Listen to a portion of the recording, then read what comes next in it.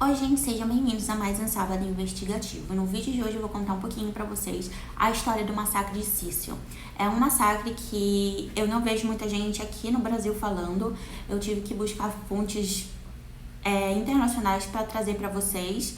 O caso é muito comentado, principalmente ali pelas pessoas que tratam de casos criminais portugueses, né, portuguesas. Então não é um caso que eu vi muita gente falando, porém tem um filme na Netflix. Então eu já vi pessoas aqui do Brasil falando do filme da Netflix, mas não do caso em si. Eu não terminei de assistir o filme, eu comecei a assistir o filme, mas aí eu resolvi parar. Por quê? Porque não tava batendo muito o que relatam sobre esse crime, tá? O filme foca numa outra coisa, então eu resolvi parar. Não terminei de assistir, não sei como é que o filme totalmente, talvez eu traga depois aqui pra vocês, mas eu vou deixar o nome dele aqui para vocês assistirem, caso vocês queiram assistir. Conta, retrata o que aconteceu nesse crime, tá? Mas foca um pouquinho em coisas que não bate, tá? Então a gente vai ficar aqui só com o crime, pelo que eu pesquisei em sites na Inglaterra e na Itália, para trazer aqui para vocês. Esse crime, o que acontece, gente? Esse crime aconteceu da noite do dia 29 de setembro de 1975 para o dia 30 de setembro de 1975 em Cício, tá? Fica ali a alguns bons quilômetros de Roma. E é um caso que chocou muitas pessoas e um caso que até recentemente, 2016, foi a última vez que reabriram esse caso por conta de provas, enfim, que até hoje, né, vem trazendo aí, vem mexendo nessa situação e foi um crime muito brutal. E um crime muito brutal feito por jovens. Então, assim, é triste. Mas eu vou contar um pouquinho pra vocês a história do que se trata, o que foi que aconteceu, e vocês vão entender no final por que foi tão brutal, por que, né, ficou tão chocante e choca até hoje a Itália, né? Eles não falam muito sobre. Bom, para vocês entenderem, então vou apresentar para vocês as vítimas. Foram duas vítimas. A primeira vítima se chama Donatella Colasanti. Na época ela tinha 17 anos e ela era uma estudante. A segunda vítima se chama Rosária Lopes. Na época ela tinha 19 anos e ela era uma bartender. E agora eu vou falar para vocês o nome dos agressores, tá? Para vocês entenderem, foram 3 agressores, mas vamos primeiro falar desses 2, que foi o que deu o estopim. O terceiro vai aparecer depois no crime. Mas os 2 agressores, o primeiro se chama Ângelo e o segundo se chama Giovanni. O primeiro é o Ângelo Iso e ele tinha 20 anos de idade. E o segundo era o Giovanni Guido e na época ele tinha 19 anos de idade. E como que essas meninas se conheceram com esses caras? Vamos lá. Eles se conheceram através de um amigo comum, do Guido Pietro, tá? Então, o Guido chamou as 2 meninas para irem a um bar lá em Roma e elas decidiram ir. E lá eles acabaram se conhecendo, se encontrando, né, com esses 2 amigos do Guido e conhecendo as meninas. Então, ficaram os 5 no bar conversando. Tanto que as meninas falaram para ele que eram rapazes muito educados, muito solícitos, muito gente boa e que elas gostaram muito deles, tanto que continuaram mantendo contato. Bom, como eu falei pra vocês, elas gostaram deles, eles gostaram dela e eles continuaram mantendo ali uma amizade, conversando. No dia 29 de setembro de 1975, eles chamam essas 2 meninas pra ir numa festa na casa do Guido, na suposta festa na casa do Guido, numa região ali de Roma que fica a 50 quilômetros mais ou menos ao sul de Roma. Então eles decidiram se encontrar na frente do cinema Ambassade às 3h30 da tarde, para de lá eles pegarem o carro e irem em direção à tal festa, né, para chegar lá na tal festa. Ok, até aí, foram. Como eu falei para vocês, como elas se conheceram através de um amigo em comum, elas nunca suspeitavam de outra coisa, então elas confiaram nos caras e foram. É errado? É errado você confiar nas pessoas, mas vamos ser bem honestos, gente. Se chegasse pra mim e falasse, não, ela conheceu eles no bar, nunca ouviram falar, não sabiam de nada, mas se você chega, tá num grupo de amigos e o seu grupo de amigos, né, aquela pessoa tem um outro amigo, acabam se apresentando, vocês acabam formando uma amizade e você nunca pensa que aquela pessoa pode ser um possível agressor seu. Nunca. A gente não pensa nisso, né? Mas enfim, eles foram. Só que eles não foram para onde eles falaram que foram. O que acontece? O Ângelo e o Giovanni, junto da Rosária e da Donatella, acabaram indo para uma região, eu vou até colar o nome aqui, numa região localizada na Via della Vasca Moresca, em Punta Rosa, que é uma área localizada em Cape Cecil. Por isso que se chama o Massacre de Cecil, porque aconteceu nessa região. Então eles chegaram em uma vila, tá? Numa cidadezinha, numa casa totalmente que elas não entendiam por que elas estavam indo pra lá, se eles falaram que iriam pra outro lugar, certo? Enfim, eles chegaram nessa casa, elas não entenderam muito bem o porquê, mas eles deram uma desculpa. Enfim, essa casa pertencia ao terceiro agressor das meninas, que era amigo dos meninos, chamado Andrea Gira, não sei pronunciar, não sei falar italiano. Na época ele tinha 22 anos. E a desculpa que eles utilizaram para as meninas ficarem tranquilas era que eles encontrariam esse amigo deles ali e de lá eles iriam para a festa. Só que na verdade, o que acontece? Eles se encontraram realmente, o cara tava lá. Eles começaram a beber, a ouvir música, a conversar e tudo mais. E aí foram ficando. Bom, aqui começa a situação, então. Noite caindo, música rolando, conversa rolando, somente duas meninas, três caras, enfim. O Ângelo e o Giovanni começaram, então, a tentar umas coisas a mais ali com as meninas, se vocês me entendem, tá? Além de beijo, tá? Vamos falar assim, acho que vocês agora já me entenderam. E as meninas negaram. Nisso que as meninas negam, eles ficam pé da vida. E aí um deles pega uma arma e aponta para as meninas, dizendo que eles fazem parte de uma gangue de Marseille e que o chefe da gangue lá se chama Jacques e que ele queria que eles sequestrassem duas garotas porque ele queria duas garotas e seriam elas. Bom, gente, então aí começa a ficar pesado o negócio. Eles drogam as duas meninas. A Rosária eles pegam, levam pro banheiro de baixo e eles, enfim, torturam ela de todos os jeitos, acontece com ela e ela é desvivida afogada dentro de uma banheira. Aí eles vão atrás da Donatella.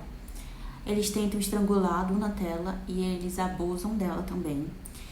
E no momento que eles se distraem, ela pega um telefone para tentar ligar, tentar ajudar, né? Tentar chamar ajuda. Só que eles vêm. Porque, gente, o telefone em 1975, se duvidar, era daquele que a gente metia o dedinho, sabe? Fazia assim, prum.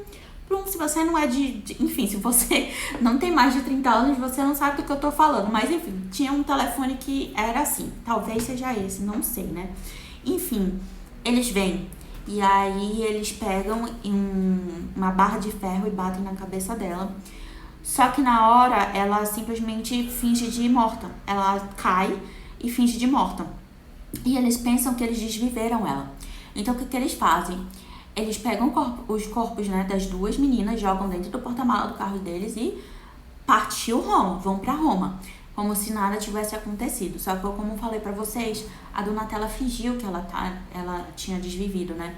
Então ela começa a ouvir muita coisa. Então eles simplesmente estão rindo, brincando, tirando graça da situação antes de tentar jogar o corpo fora, certo? Só que o que acontece? Vamos lá. Os meninos, eles param num local pra ir comer.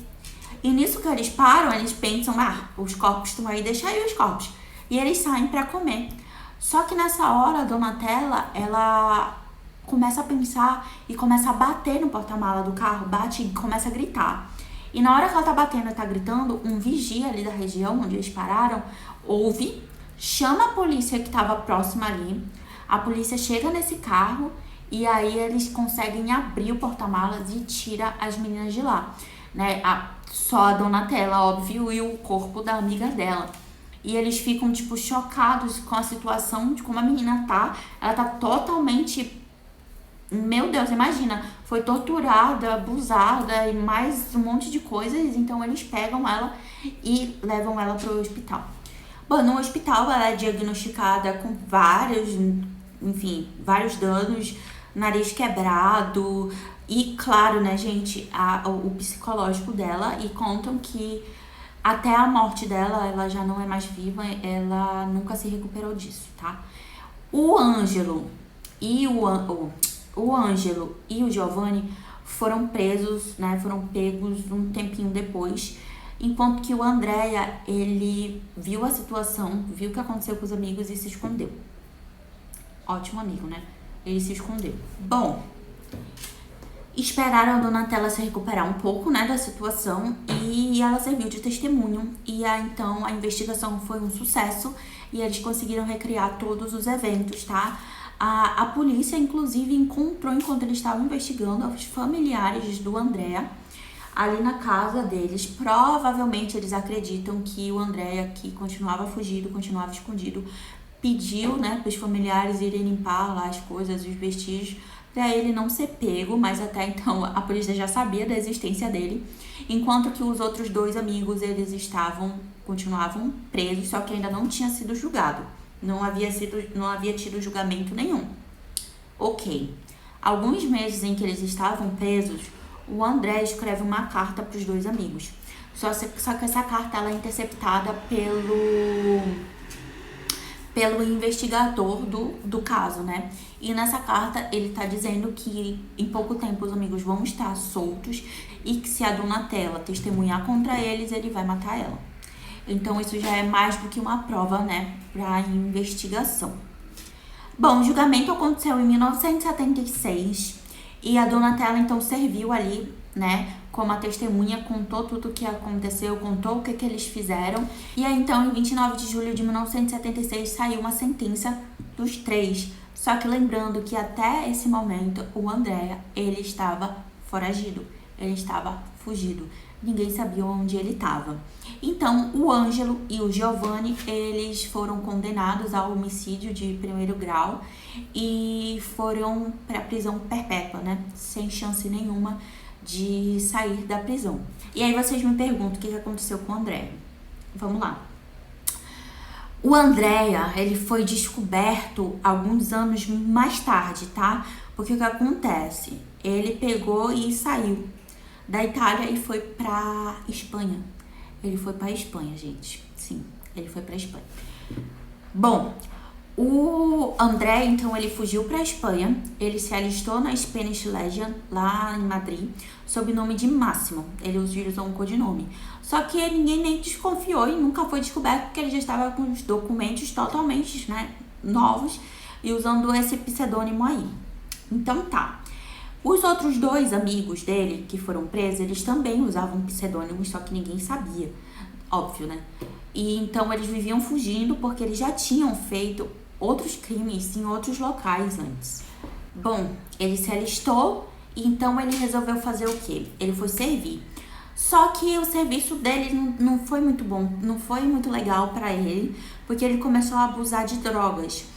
E no exército não pode. O que aconteceu? Ele foi preso e por conta do uso abusivo de drogas, ele depois foi designado para os serviços especiais. Mas antes dele ser designado para os serviços especiais, ele foi servir num outro local. Nesse outro local, ele sofreu várias e várias penalidades por conta do uso de droga e por conta do comportamento dele, que não adiantou de nada. Em 21 de julho de 93, ele deu entrada no hospital militar, porque ele estava com um suposto tumor no cérebro. Então, ele foi forçado a se aposentar. Então, ele teve que se aposentar e ele foi se aposentar. E ele ficou preso ali na região, ali em Melilla, porque parece que onde ele tinha servido, tá? E parece que ele não tinha passaporte. Então, ele foi morar com uma namorada que ele tinha lá. E a namorada dele tinha uma banquinha de refrigerante, que era o que mantinha eles. E aí, ele se acabou na droga de vez, gente. Aí, ele continuou na droga.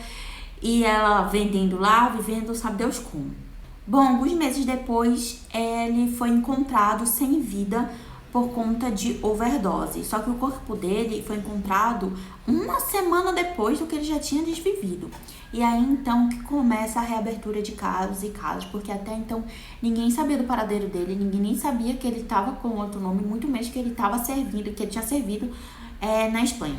Então, em 2005... eles descobrem através do DNA que eles fizeram nesse Máximo que ele era o Andrea, tá? Então tudo bem, só que a Donatella, ainda viva, ela começa a desconfiar que não era ele, que eles só fizeram isso para dar fim, acabar o caso, que ela queria ainda que pegassem o Andréa, né? Então a prima da Rosália também não acreditou e eles continuaram achando que ele estava vivo e que ele estava morando sim em Roma. Ok, passa algum tempo, em 2016 o caso é novamente aberto, o corpo dele é exumado novamente e é feito novamente o teste de DNA, comprovando que realmente era o André. E quanto aos outros dois? Bom, os outros dois, eles tentaram fugir da prisão algumas vezes, um deles conseguiu, foi pego em Paris, voltou para a prisão. Enquanto eles estavam um deles, né, estava na condicional, que eles conseguiram depois, tá, mudar a sentença toda, conseguiram uma condicional. Ele cometeu vários outros crimes, tá, tirando a vida, inclusive, da mãe e da irmã do amigo de cela dele, tá? O outro, eu vou botar um nome aqui que eu não tô lembrada agora quem foi quem. O outro, ele também tentou fugir, mas aí conseguiu mudar ali a sentença dele, então ele conseguiu, depois de algum tempo, a prisão condicional, ele se formou, foi estudar, enfim, se formou, tá? Então, esses são os 3 agressores. A Donatella, ela já passou dessa pro outro lado, tá bom? E ela queria muita justiça. Enfim, eles conseguiram, né, mudar ali um pouco da sentença deles, pagaram, mas conseguiram mudar. Eram garotos que já vinham dando problemas há muito tempo, antes daquela idade, antes de ter acontecido isso. Tanto que eles usavam pseudônimos para ficar se mudando de um lado pro outro. E a Rosália, infelizmente, a família dela, né, passou por essa perda horrível. E a Donatella teve que viver com os traumas e toda aquela questão psicológica que ela provavelmente nunca se recuperou. Então ela partiu dessa pro outro lado já depois de uma certa idade, mas ela foi muito corajosa de ter feito o que ela fez, né? Na situação que ela tava, provavelmente pouquíssimas as pessoas que conseguiriam fazer o que ela fez. Enfim, é um caso que eu achei muito pesado e eu vou falar pra vocês por que eu parei de assistir o filme. Não é porque é pesado também, mas eu acho que ele focou muito na escola. Pelo que eu vi do crime, eles não estavam na escola quando aconteceu o crime. Então eu não sei informar pra vocês. Eu vou assistir o filme ainda e aí eu trago depois. Mas eu não sei informar pra vocês se eles primeiro focaram na vida escolar pra tentar entender por que eles eram daquele jeito. E aí foi, né, enfim, e desencadeou a situação toda. Ou eu não sei o que eles quiseram focar, mas eles focaram muito na escola. E pelas idades, eles já não estavam em idade de ensino escolar. Mas enfim, é por esse motivo que eu resolvi não assistir o filme, pra eu não começar a confundir o caso, pra eu ficar só com realmente o que eu pesquisei, o que eu vi as pessoas falando sobre esse caso. Enfim, é um caso muito delicado, é um caso muito pesado e é isso, gente. Eu nem tenho muito o que falar porque esse tipo de caso mexe um pouco comigo. Espero ver vocês então nos próximos vídeos. Até mais. Tchau!